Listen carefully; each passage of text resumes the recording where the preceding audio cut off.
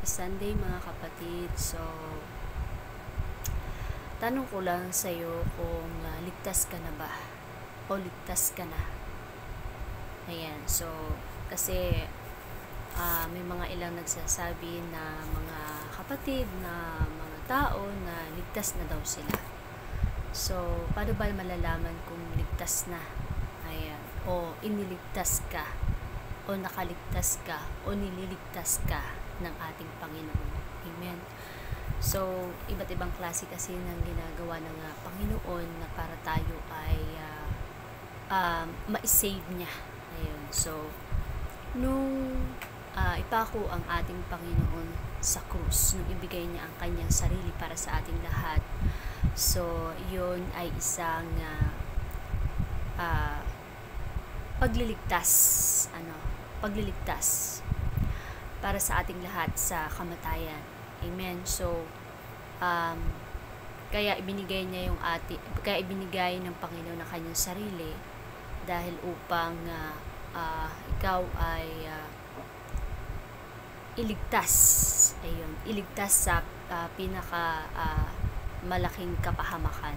Ayun, sa mangyayari sa buhay mo. Kasi hindi maiwasan ang tukso. Ayan, kasalanan.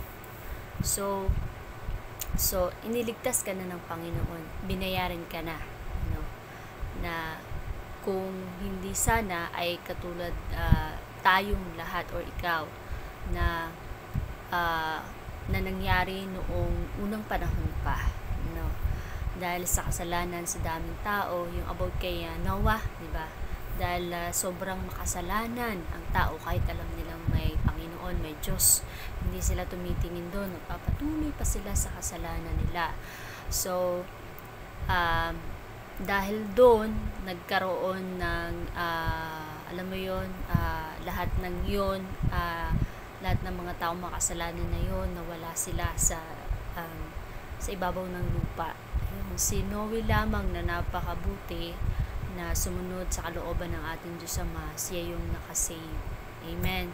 So, yun yung kung ang tao noon ay hanggang ngayon ay hindi patuloy pa rin sa paggawa ng kasalanan at walang ipinako sa krus, walang ibinigay ang ating Diyos Ama upang may magdusa or merong taong nag-save ng lahat ng iyon, ng ating kapahamakan. Siguro kung hindi nangyari yon, lahat tayo burado na sa ibabaw ng lupang ito. Kung ang lahat ng tao ay patuloy sa pagkakasala, bura ng bura. Wala ka na.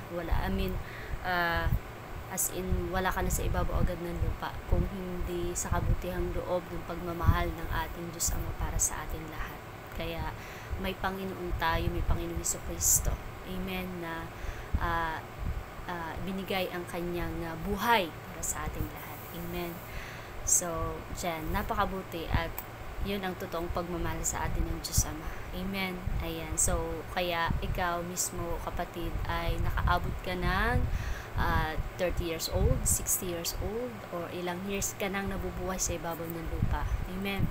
So, yun nga po, pero, dahil iniligtas ka na ng Panginoon, hindi naman ibig sabihin ay totally saved ka na. Totally ligtas ka na. Kasi, kung totally ligtas ka na, dapat hindi ka mapupunta sa impyerno. Yun ang ibig sabihin doon, sa salitang ligtas ka na. Yung hindi ka na mapupunta sa impyerno. So, or ikaw ay may tatak na ng buhay na walang hanggan. Ibig sabihin, may pag-asa ka na, na ikaw ay maliligtas. Na ikaw ay ligtas na kasi may tatak ka na ng buhay na walang hanggan. Yan ay sa pamamagitan ng ating Panginoon Jesucristo. Yun yung unang pangako na pinagkaloob ng ating Diyos Ama para sa ating lahat. Yun. So, masasabi mong ligtas ka na. Dahil yun nga, may tatak ka na ng buhay na walang hanggan, kundi ang Holy Spirit. Amen. So, sa kalagayan mo, hindi mo pa masasabi na ikaw ay ligtas kung ikaw ay nagpapatuloy sa kasalanan. Kung ikaw ay alam mo yun, gumagawa ng hindi, okay, nananampalataya ka, ayan, sabihin na natin nananalig ka sa Panginoong Jesucristo, pero hindi ka sumurrender pa sa Kanya. I mean, wala ka pang tatak ng buhay na walang hanggan, tapos ikaw ay hindi totally tumatalikod sa kasalanan. So, nananampalataya ka, alam mo may Panginoon, ayan. So, ibig sabihin, tuwing Sunday, sumasamba ka, pero pag araw ng Lunes hanggang Sabado, na-enjoy mo yung sarili mo na gumawa ka ng kasalanan sa kapwa, hindi sa kapwa na lalo na nakakasakit. Ayun. Tapos pag araw ng Sunday, yan, alam mo Panginoon, pray ka, ganun. Or alam mo may Panginoon, pero tuloy-tuloy ka pa rin sa iyong ginagawang ika nga ay kasalanan, ika nga ay natutokso ka sa kasalanan. Hindi, ibig sabihin, hindi mo pa tinalikuran ng kasalanan. So, maaaring may kapahamakan pa doon na mangyayari sa buhay mo pagdating ng panahon. Amen. So, pero kung ina-adapt mo sa sarili mo ang Panginoon sa buhay mo, tapos hindi ka nagpapatuloy sa kasalanan, kasi yan naman talaga yung yan naman talaga yung puno at dulo na ayaw ng ating Diyos Ama, yung kasalanan. Yung kasalanan na ikaw ay magpatangay, na ikaw ay magpasakop sa kasalanan na yan. So, hindi naman gusto ng ating Diyos Ama na ikaw ay magpasakop dyan, dahil alam ng Diyos Ama, alam ng ating Panginoon na ikaw ay mapapahamak, may kapahamakan. So, tandaan mo na ang kaligtasan, ang ligtas ay yung taong totally tumalikod na sa kasalanan, may tatak ng buhay na walang hanggan, totally pagdating ng paghukom, syempre dadaan tayo lahat sa ating Panginoon Jesucristo. Alam mo na sa sarili mo na ikaw ay kahit dumating sa judge, dumaan sa paghukom sa ating Panginoon Jesucristo, alam mo na ikaw ay nung nabubuhay pa, hindi mo talaga tinanggap yung kasalanan, mas ina-adapt mo na gumawa ng kabutihan sa kapwa. Ayun, amen. So, doon nalalaman mo na talagang ligtas ka. Yung hindi mo tinatanggap lahat ng madumi na yan, na masama na yan. Amen. Ayan, thank you Lord. So, yun nga, ayon dito sa, ito patotoo lang ayon sa 1 Juan chapter 3 verse 2. Ayan. Sa 1 Juan chapter 3 verse 2 tayo. Ayon sa Holy Bible. Ayan. Amen. Thank you Lord. Ayan. 1 Juan chapter 3 verse 2. Ayan. Mga minamahal, ayan, anak na tayo ng Diyos ngayon, ngunit hindi pa nahayag ang magiging kalagayan natin. Ngunit alam natin sa pagparito muli ni Kristo, tayo matutulad sa Kanya sapagkat makikita natin kung sino talaga siya. Iyon sa verse 2, iyon ay sa 1 Juan chapter 3 verse 2, na ang sinabi dito ay mga anak na tayo ng Diyos ngayon, ngunit hindi pa nahayag ang magiging kalagayan natin. Ibig sabihin nun? So, pag dumating pa ang ating Panginoong Jesucristo, yun na nga, sa hukom, yun na yun, paghukom ng ating Panginoon. So, doon natin malalaman yung kung saan, kung totally tayo ay ligtas na talaga. Amen. So, doon na mangyayari ang lahat. Kung doon mo na malalaman, doon mo na makikita kung totally ligtas ka na. Pero yun nga, habang nabubuhay ka dito sa ibabaw ng lupa, pwede mong masabi nga na ligtas ka na kung talagang yung nalalaman mo yung Bible na wag kang yung 10 utos na lang ng Diyos, yun na lang isipin mo, na wag kang gumawa ng kasamaan o ng masama 'di ba? Puro yun ay kabutihan na paalala ng Diyos Ama na para ikaw ay hindi mapahamak. So yun, yung mga kabutihan na yun na paalala ng ating Diyos Ama sa 10 utos, ayun, na wag mong gawin yung mga kasamaan doon, yun ang sundin mo. Amen. At yun ay totally, ikaw ay masasabi mong ligtas ka na nga. Or ligtas ka, save ka, 'di ba? Yun, masasabi mo na ganun. Pero kung ikaw ay nagmamataas sa kapwa mo at ikaw na yung akala mo ay hukom, kung mai-judge mo yung isang tao, ay hindi. Dahil talagang merong hukom talaga. Tayo ay mga tao lang dito na dapat tayo ay gumawa ng kabutihan sa kapwa, magtulungan tayo, hindi tayo gumawa ng masama. So, yun ang gusto ng Panginoon, na tayo ay mabuhay ng makagawa ng mabuti. Ano?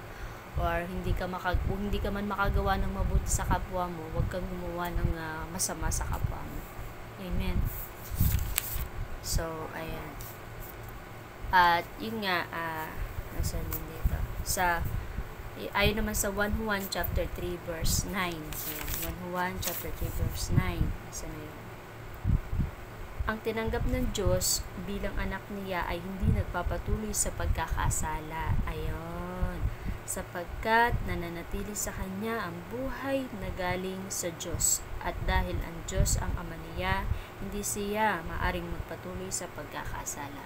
So, yun na nga po, dahil sa pamamagitan ng Holy Spirit, ayan, dahil sa hindi na pwedeng magpatuloy sa pagkakasala kapag may tatak na ng buhay na walang hanggan. Ayan, babasahin natin. Ayan, ayon sa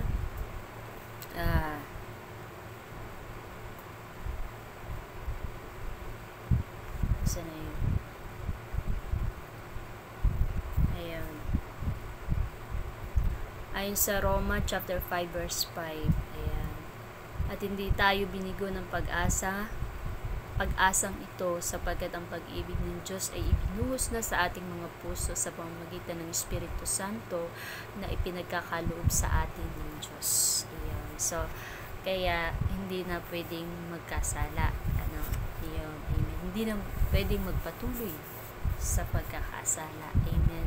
Ayan. So, doon masasabi mo kapag ikaw ay guide na ng Holy Spirit, ng Espiritu ng Diyos, sa pamamagitan ng ating Panginoong Jesucristo, sa pamamagitan ng pananalig mo sa ating Panginoong Jesucristo, sa pamamagitan ng ating Diyos Ama, hindi iingatan ka na, i-guide ka na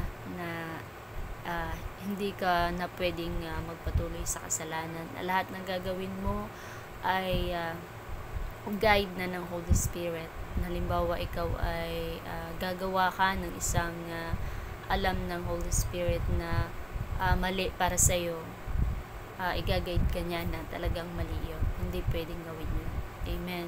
So, yan. Ganyan ang kabutihan ng ating Diyos Ama. Wow.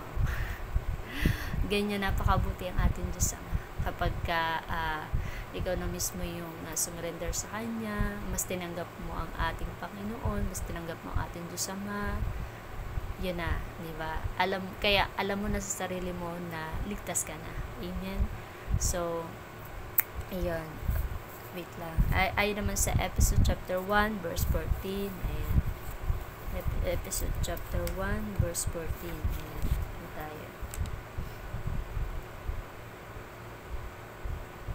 Ayan, ang Espiritu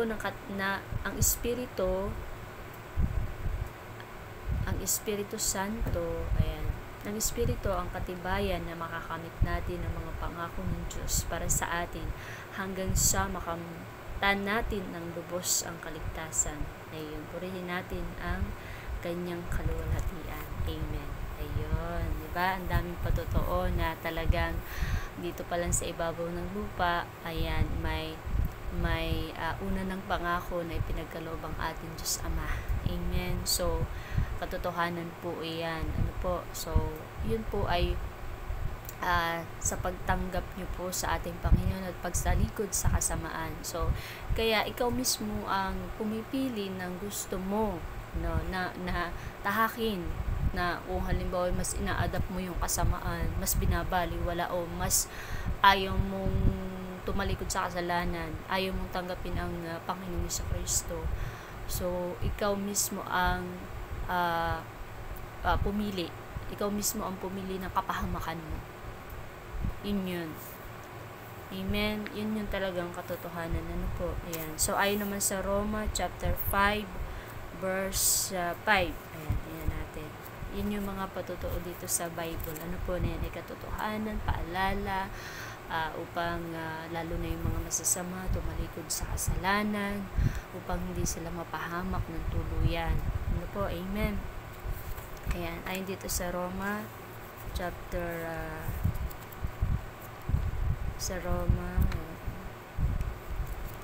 chapter 5. Nabasa ko na pala yun. Yung sa Roma chapter... Ayan. Dun sa Roma chapter 5. Ayan. Roma chapter 5 verse 5. Ayan. Sabi dito,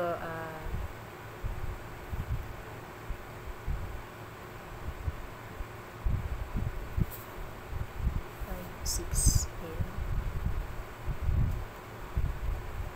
At hindi tayo binigo ng pag-asang ito sapagkat ang pag-ibig ng Diyos ay binuhos na sa ating mga puso sa pamamagitan ng Espiritu Santo na pinagkaloob sa atin ng Diyos. Ayun, naulit ko na pala yung kanina, pero tingnan nyo guys kung gaano kabuti ng ating Diyos Ama, mga kapatid, di ba? So, sa pamamagitan niya ng ating Panginoon Jesucristo, lahat yan nangyari, yung kabutihan ng pagmamahal na yan sa ating Diyos Ama. Kung gaano niya tayo pahalagahan, kung gaano niya tayo bigyang pag-asa. Amen, ang ating Diyos Ama. Amen. So, at yun ay mangyayari lahat kapag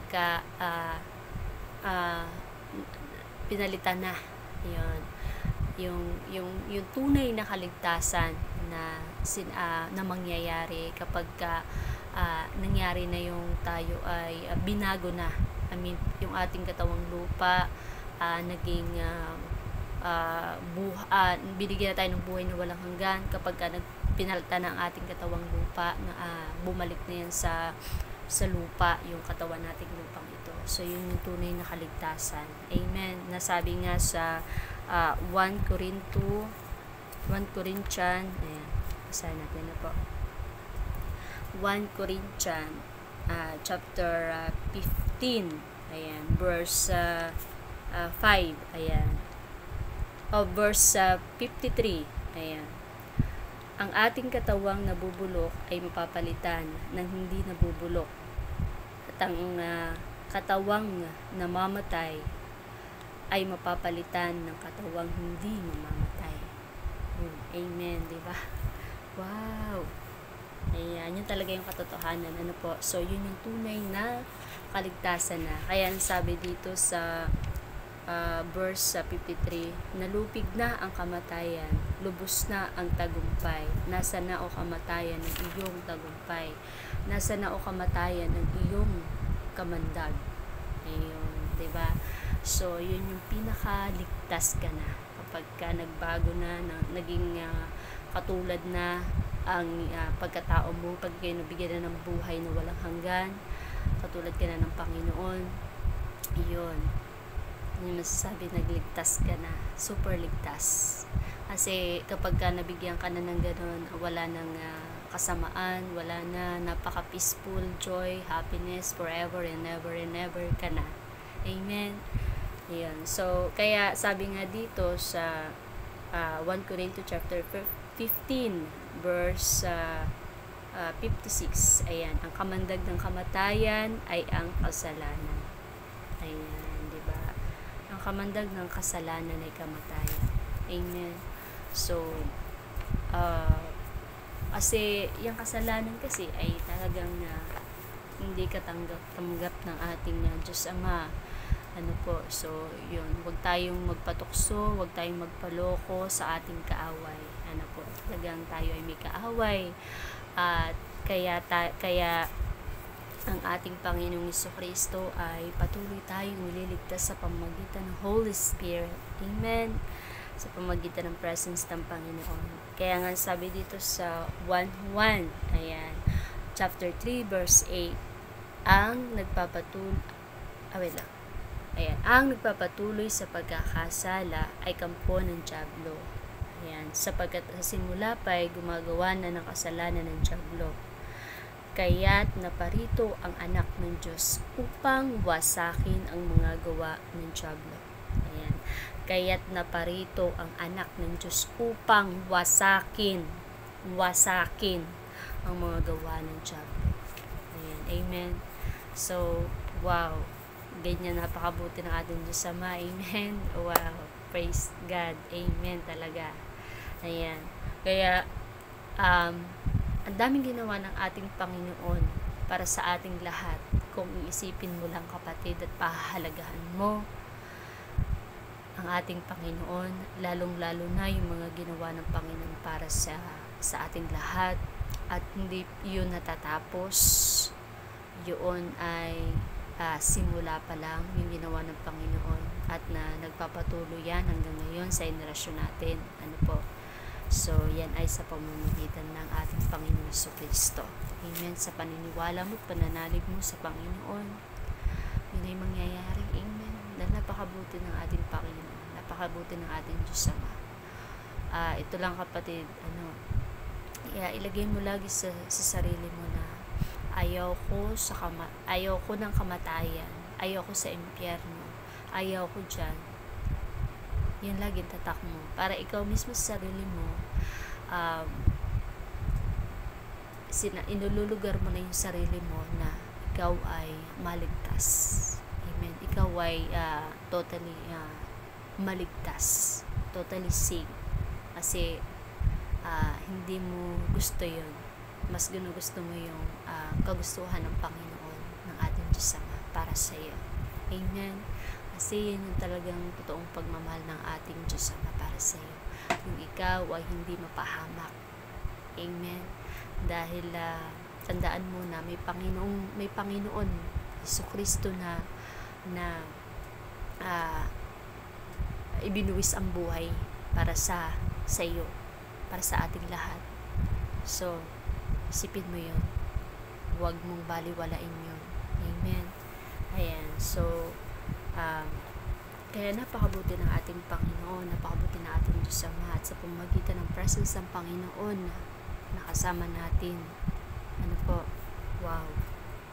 Naman kung paano gumalaw ang ating Panginoon. Totoo po na ang ating Panginoon ay patuloy sa paggawa ng himala sa ating lahat. Hindi yan isang katang-isip lamang. Katotohanan po yan. Patuloy na gumagawa ng himala ang ating Panginoon sa buhay ng bawat tao.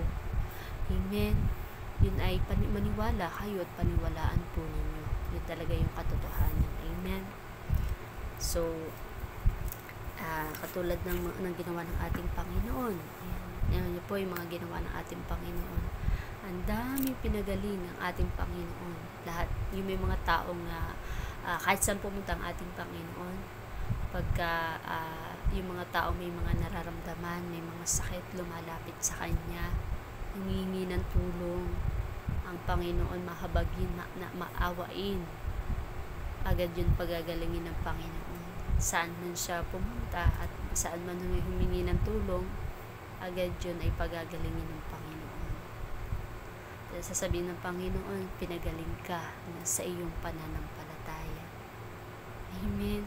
Yan. Napakabuti ng Panginoon. Yun talaga yung napakagandang ginawa ng Panginoon para sa lahat ng mga tao na naniniwala, na nanampalataya, diba, sa ating Panginoon Jesucristo.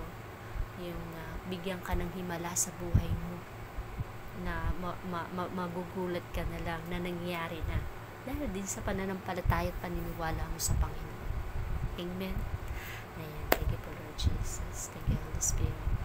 Pero ito, kapatid, sa pamagitan ng presence ng Panginoon, sa pamagitan ng pananalig mo sa Kanya, ipikit mo kaya yung sarili mo, isurrender mo kaya ang sarili mo ngayon sa ating Panginoon sa pamamagitan ng presence ng Panginoon, ng Holy Spirit. Walang imposible na yung kahilingan mo para sa Panginoon ay ibigay ng Panginoon sa pamamagitan ng presence na kasama natin. Maniwala ka, yun ang kailangan. Maniwala ka, manalig ka sa Panginoon. Yun ang kailangan mo. Surrender mo sa sarili mo. Surrender mo yung sarili mo sa Panginoon na hindi mo gusto yung kasamaan na yun. Mas tinatanggap mo yung Panginoon. Mas ina-accept mo siya sa buhay mo na ayaw mo magpatuloy sa kasalanan. Amen. Ayan. Pero bago yung lahat, maglagay tayo ng song. Ayan. Thank you, Lord Jesus. Thank you po, Lord Jesus.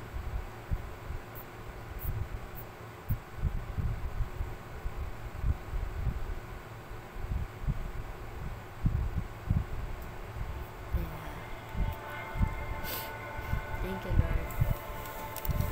Thank you po, Lord Jesus. Ayan.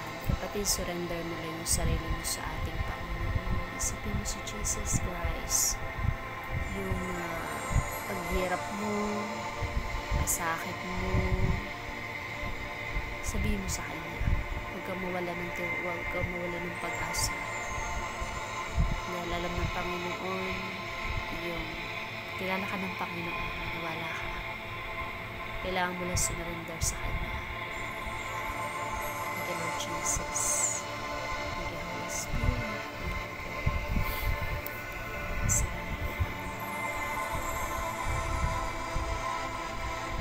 Surrender mo lang kapatid yung sarili mo sa Kanya, sa Panginoon sa Kristo. Yun. Jesus, lahat ng sugat, pasakit, sabihin ko sa Panginoon. At yan ay inyong Panginoon. Lahat ng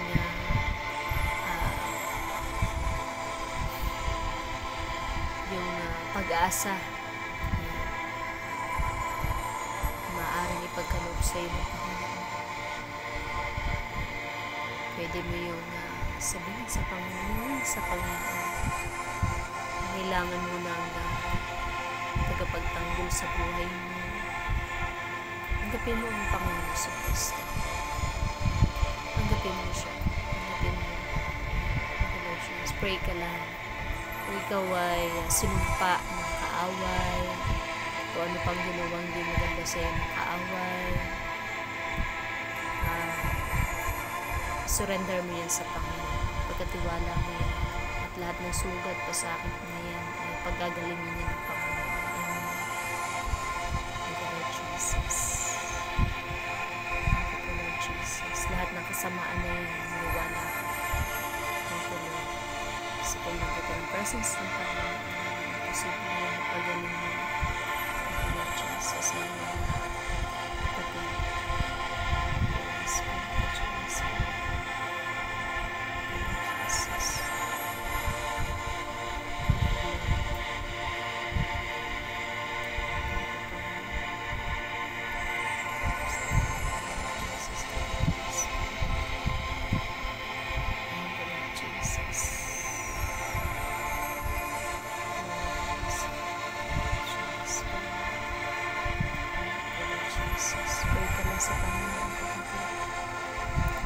Pray ka lang sa ating Panginoon sa Kristo.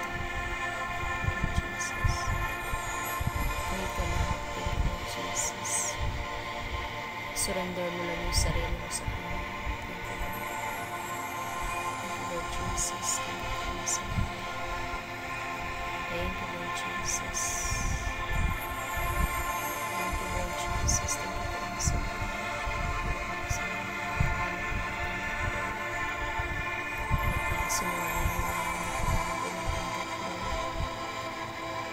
Pagkaloob mo po sa taong ito ang kapayapaan. Ang kagalingan niya. Thank you po, Lord Jesus, yung kasiyahan na para sa kanya. Pagkaloob mo po.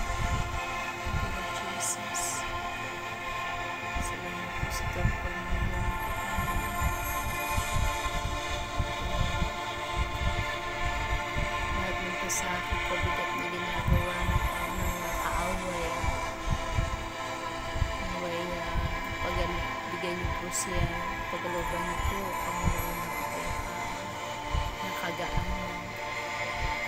Thank you, Lord. Salamat po, Panginoon. Thank you, Lord Jesus. Thank you po. Ito po mga bagay. Salamat. Thank you po. Jesus, sa lahat ng kasalanan namin.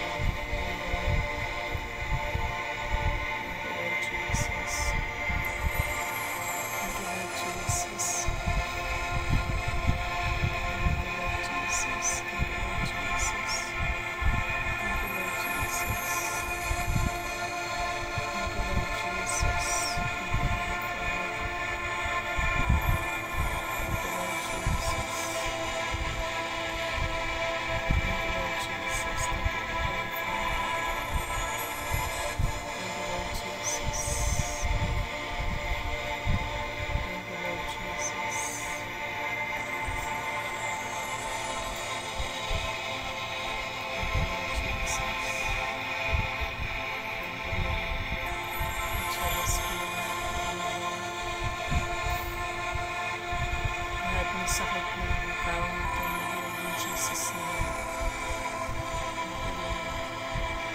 Thank you, Lord Jesus. Sakit sa ulo, heal in Jesus name. Sakit sa mata, heal in Jesus name. Sakit sa ilong, heal in Jesus name. Sakit sa lalamunan, sa dila, heal in Jesus name. Sakit sa tenga, heal in Jesus name. Sakit sa balat, healed in Jesus name. Sakit sa likod, healed in Jesus name. Sakit sa likod, healed in Jesus name. Sakit sa buto, healed in Jesus name. Sakit sa braso, healed in Jesus name. Sakit sa baywang, sa sapnan, sa puso, healed in Jesus name. Sakit sa binti, sa puso, healed in Jesus name. Thank you, Lord. Sakit sa tiyan, sa tiyan, healed in Jesus name. Thank you, Lord Jesus. Sakit sa paa, healed in Jesus name. Thank you, Lord. Thank you, Lord Jesus. Thank you,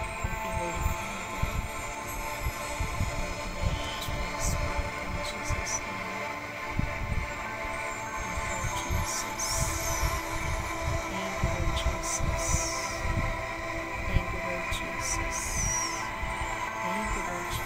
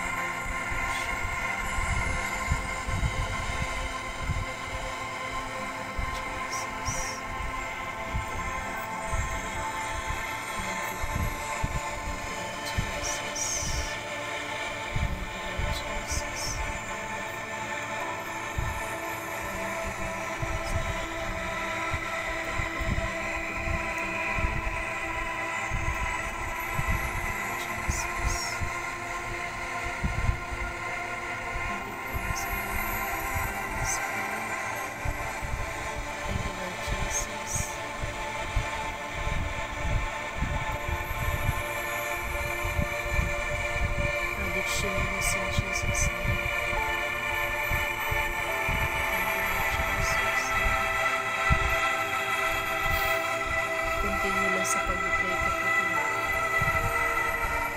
pagingin mo sa Panginoon lahat ng continue. Surrender ka lang, may ka ng tawad sa Panginoon, surrender mo sa sarili mo. Magpapakinggan ka, patawarin ka sa pamamagitan ng ating Panginoon sa Kristo, sa pamamagitan ng presence ng Panginoon. Thank you, Lord Jesus. Thank you, Panginoon.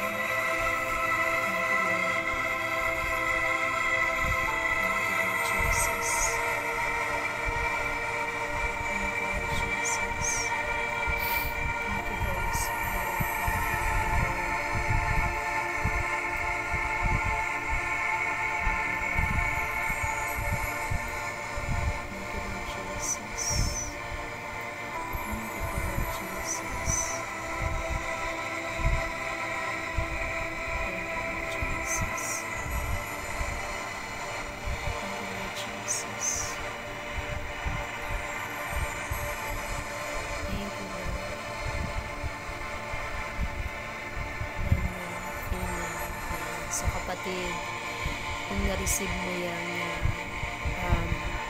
kagalingan mo,